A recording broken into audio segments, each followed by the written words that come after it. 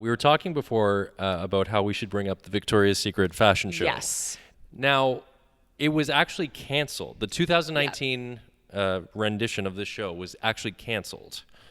Why don't you fill us in as to why it was canceled? And I know a lot of this is because the runway, so to speak, was not being as inclusive as it should be. Was this a moment where that's why it was canceled?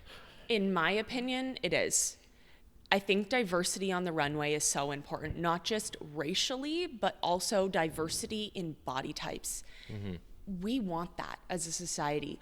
We need that as a society. And I think this year in particular, people got fed up with labeling a certain body type as the most beautiful thing in the world. Yeah. I think it's very dangerous when you have one type of body that is the same measurements, and you say, this is the most beautiful thing in the world. Right. And for a lot of women, it's a very unattainable and unhealthy Absolutely. goal. And I remember, and again, this is all just my opinion. I am sure there are so many people out there who love the Victoria's Secret fashion show for the fun, for the glamour, for the outfits, and that's fine. But this is my opinion of it. And when I was growing up, I would watch the Victoria's Secret fashion show every year. And I remember when I was 14 years old, I was going through puberty, and all of a sudden I realized at 14 years old, I was bigger than some of the women I was seeing on the television all of a sudden at 14. And so I remember that year. It was the first year or the first time that I actually starved myself. So I decided, you know what? I am not going to have dinner. Instead, I'm going to cut up a banana and watch the Victoria's Secret fashion show. Yeah. And that's all I'm going to eat. And this will be my inspiration not to eat more. And there were a lot of other factors that inevitably led to an eating disorder for me in 7 years dealing with anorexia. But I know that fuels it, right? How can it not? How could it not? How can it not? And every year I would see Ed Razek, who's the producer of this show. He's, I think, a 50-year-old guy. He's, head honcho at the show. And he would be talking about how these women are the most beautiful women on the planet.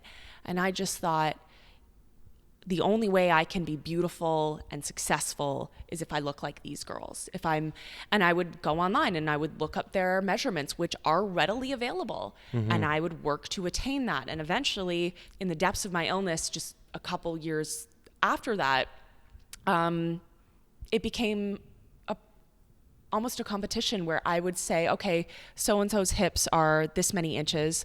I'm going to be an inch below that. And inevitably, anorexia almost killed me. And it's a deadly, deadly disease. It is not a choice you make. Yeah. It is a mental illness. And I think people are fed up with negative influences like Victoria's Secret, who refuse to show diversity on the runway in terms of body image. Mm-hmm. Ed Razek, this bigwig at the company, said that his audience isn't interested in seeing plus-size models. He refused to put anyone who was transgender on the runway. Get with the times, man. Yeah, We're honestly. done with that. Look at Rihanna. Look at Savage by Fenty. Look at what she's doing. She's showing pregnant women, full-figured women who are Victoria's Secret models. Everything is on her runway, and that is what is doing well. Yeah. That's what's doing well. Well said, and thank you for sharing that. Not being a part of that world, you think to yourself, though, as a male, like how, as you said, how could that not affect almost all young women growing up? Exactly. If you're watching TV, and, 20 years ago, TV was kind of the only outlet at the time, Yep. and this is being labeled as this is what's normal, or this is what's right, this is how you should look, or this is what you should attain. Yes. Like, to see, that's just so damaging. And it's been going on for years that it's so systemic that because of this huge outcry, which was obviously well overdue, it shows you how much time it took to break through that barrier, right? To Exactly. be like, no, this is ridiculous. It's Enough. time to admit this. It's time for it to change immediately, because look at all the people it's affecting. Exactly. Yeah. And listen, I am sure that many of the models on that runway are healthy. Perhaps they're naturally that thin. That is fair.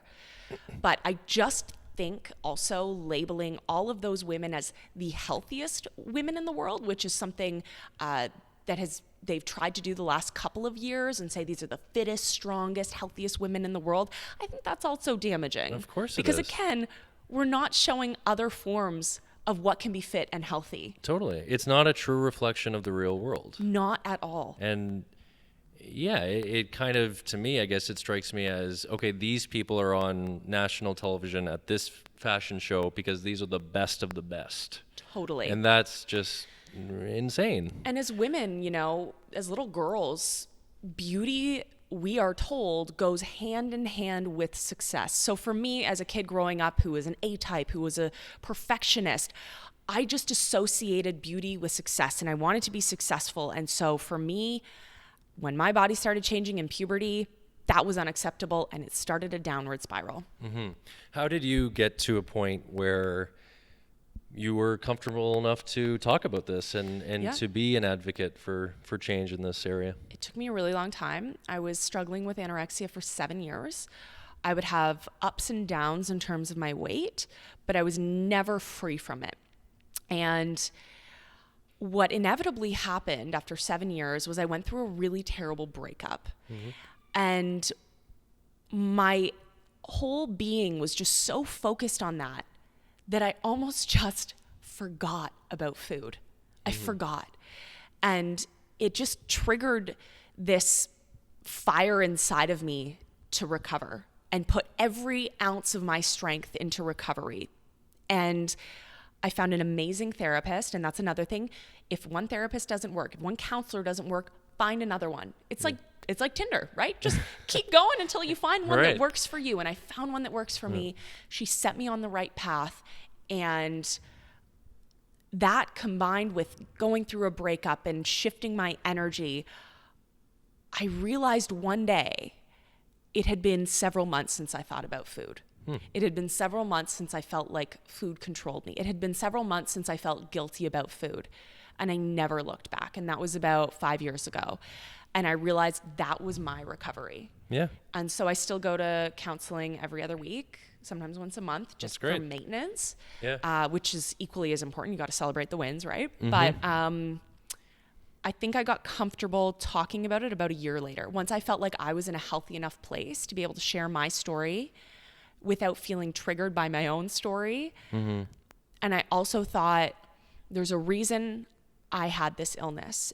And I think the reason was so I can help other people. Of course. Well, that's wonderful. And even if you weren't that person, that would be okay, because there's a lot of people who are battling their own things who don't necessarily have to be vocal about it, right? You do not have to share your story. It is so personal. It is your journey. It is your story. And however you want to handle that is totally okay. Totally. Thank you for sharing that. Yeah, no problem. That's really great of you.